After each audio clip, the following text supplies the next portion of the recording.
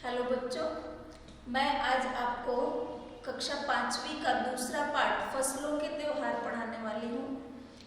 और इस पाठ में फसलों के त्योहार यानी खेती से संबंधित जो सारे त्योहार हमारे देश में मनाए जाते हैं, हम उनके बारे में चर्चा करने वाले हैं। पाठ 2 क्लास 5th फसलों के त्योहार।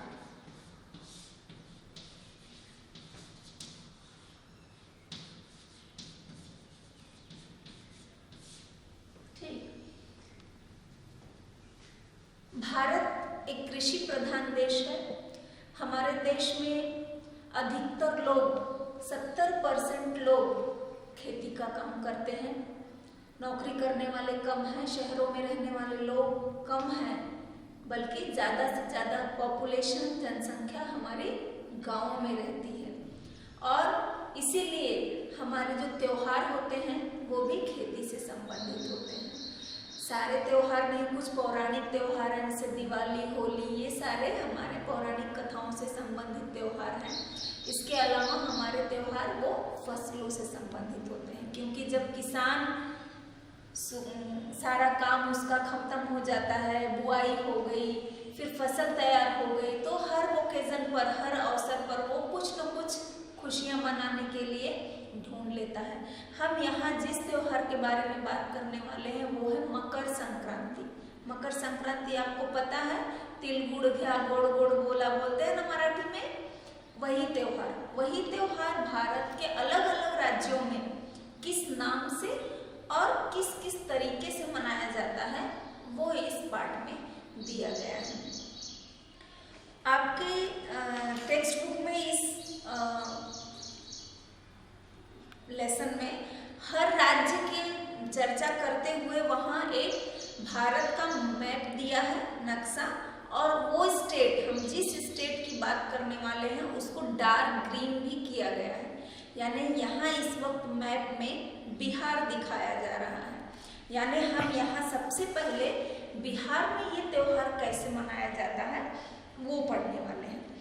तो इसमें दिया है जनवरी संक्रांति कब होती है, कभी 14 जनवरी को आती है, कभी 15 जनवरी को आती है, तो जनवरी में होता है। यहाँ हमारे यहाँ महाराष्ट्र में उतनी ठंडी नहीं होती है, थोड़ी हल्की ठंडी होती है, लेकिन नॉर्थ में, उत्तर भारत में जितने भी राज्य हैं, चाहे वो दिल्ली है, बिहार है, मध्य प्रदेश है, या उसके ऊपर जैसे हम चले जाते हैं, वैसे ही नॉर्थ इंडिया के सभी राज्यों में बहुत ठंड होती, कड़ाके की ठंड होती जनवरी के महीने में। तो यहाँ ऐसा दिया है कि सारा दिन बोरसी के आगे बैठकर हाथ तापते गुजर जाता है। बोरसी यानी अंगीठी। जहाँ बहुत ठंडी होती है वहाँ कितना भी पहनो, कितना भी ओढ़ के बैठो, फिर भी ठंड लगती रहती है। तो लोग क्या करते हैं, अंगीठी जलाते हैं। अंगीठी, मराठी में उसके लिए कोई और शब्द होगा, बोरसी बोलते हैं उसको अंगीठी भी बोलते हैं, आग सेकना, तापना बोलते हैं। फिर और इस त्योहार को बिहार में खिचड़ी इस नाम से जाना जाता है। खिचड़ी मतलब इस त्योहार में वहाँ बिहार में मूंग की दाल और चावल, सुबह जल्दी सोकर उठते हैं लोग सूर्योदय से पहले, और दाल और चावल को अपनी मुट्ठी से छूकर, यानी घर का हर सदस्य, जितने भी लोग होंगे वो सुबह स्नान करके एक जगह पर जमा होते हैं और सूखा खिचड़ी जैसे मूंग की दाल और चावल निकाल के रखा जाता है सबके नाम से, और गुड़ के साथ वो दान दिया जाता है, और घर में उसी चावल और दाल की खिचड़ी बनती है और सबको खिलाया भी जाता है। यानी तो वो कैसे होता है वो यहाँ दिया है कि सुबह इतनी ठंड होती है, सूरज तो निकलता ही नहीं, 10 बज जाते हैं, 12 बज जाते हैं, तब तक सूरज लापता होता है। तो घर के बाकी सदस्य, ये कहानी एक लड़की बता रही है कि धूप नहीं निकली इसलिए हमें उठने में देर हो गई, फिर घर में दादी ने जोर जोर से चिल्लाकर आवाज़ लगाया कि आज तुम लोगों को उठना नहीं है क्या। यहाँ भोजपुरी में एक सेंटेंस दिया है कि आज ये लोग के उठे के नइखे का, बोल जल्दी तैयार हो खस, यानी आज लोगों को उठना नहीं है क्या, चलो जल्दी जल्दी उठो और तैयार हो जाओ।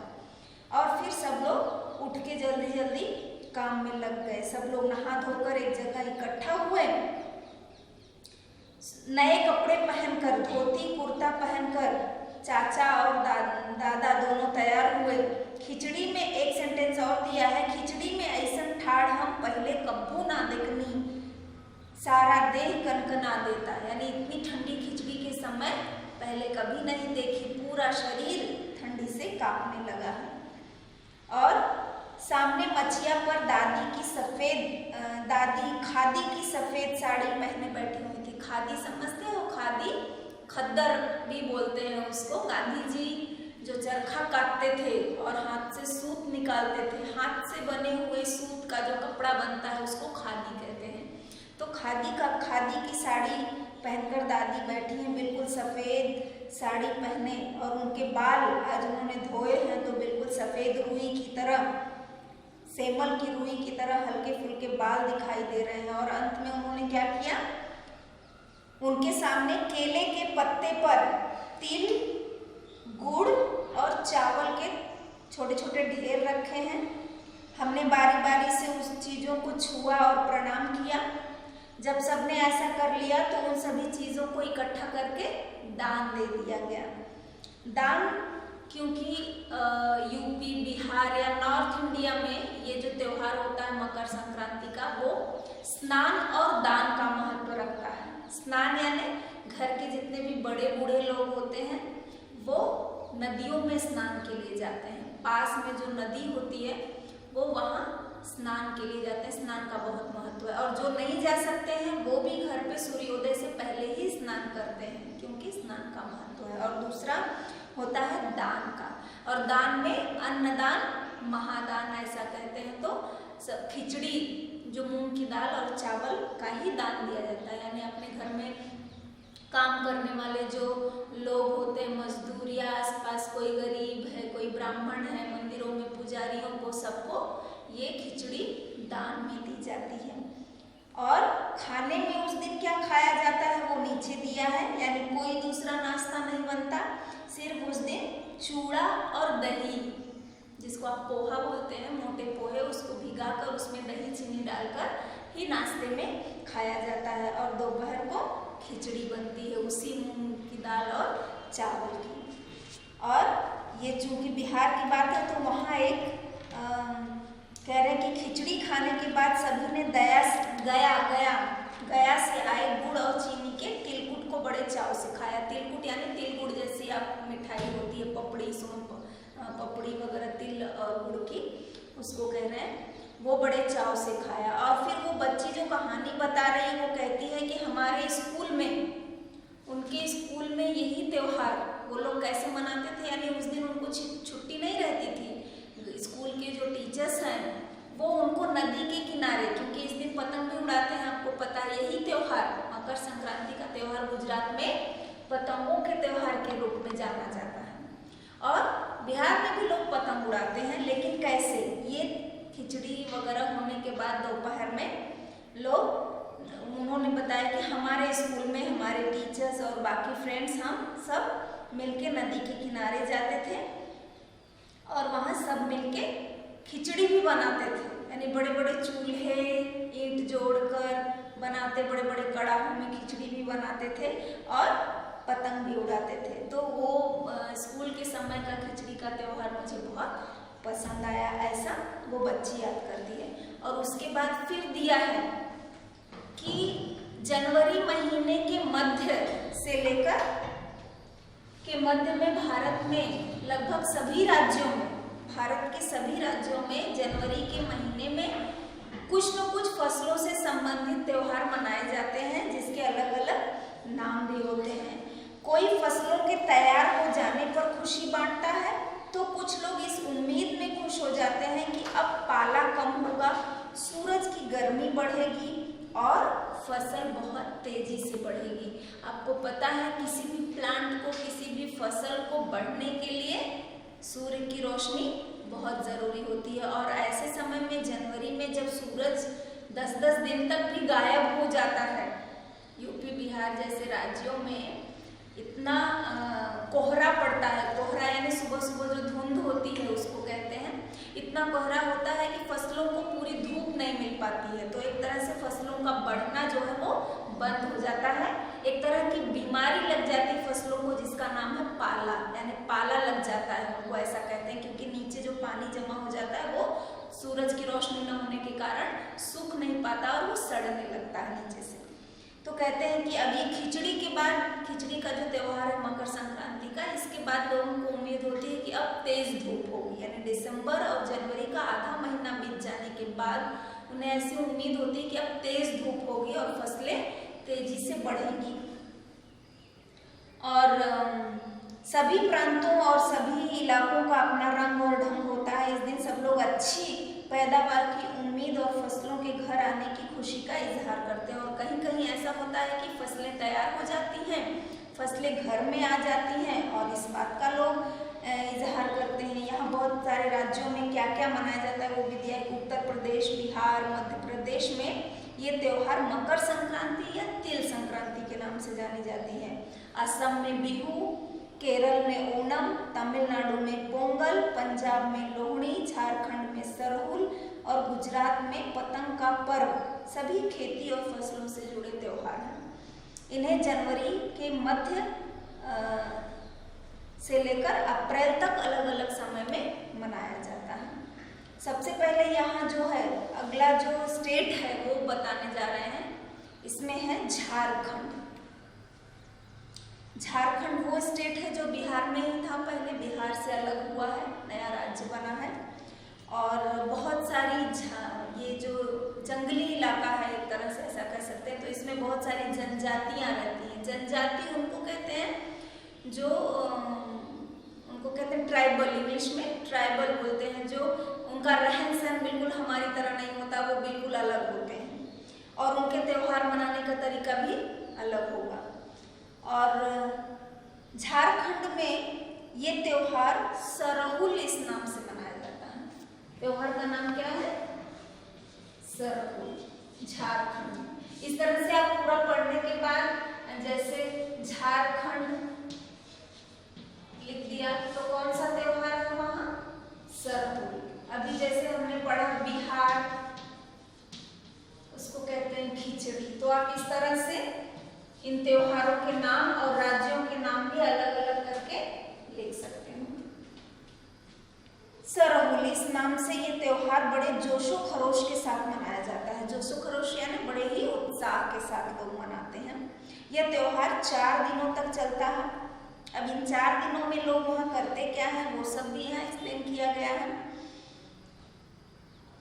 अलग अलग जनजातियों के नाम दिया है, यानी झारखंड में भी अलग अलग जनजातियां उसको अलग अलग समय पर मनाती हैं। संथाल लोग इसे फरवरी मार्च में, तो ओरांव लोग इसे मार्च और अप्रैल में मनाते हैं। नाम दिया है। महाराष्ट्र में भी बहुत सारी जनजातियां हैं, इसलिए यहाँ जो झारखंड में 2 नाम आए हैं, संथाल और ओरांव। ये लोग अलग अलग समय पर मनाते हैं। और जो आदिवासी लोग होते हैं वो हमारी तुम्हारी तरह भगवान राम, कृष्ण इनकी पूजा करने के बजाय प्रकृति की पूजा करते हैं। प्रकृति मतलब प्रकृति क्या है?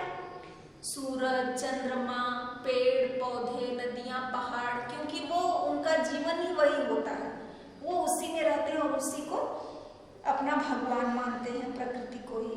और सरहुल के दिन विशेष रूप से वो साल के पेड़ की पूजा करते हैं। साल एक वृक्ष का नाम है, जिस तरह से वट वृक्ष की पूजा होती है हमारे महाराष्ट्र में, आपको पता है ना। अभी कुछ दिन पहले वट पूर्णिमा हुई, तो वट क्या है? एक वृक्ष है जिसकी आयु बहुत लंबी होती है, बहुत बरसों बरसों तक वो रहता है, इसलिए उसकी पूजा की जाती है।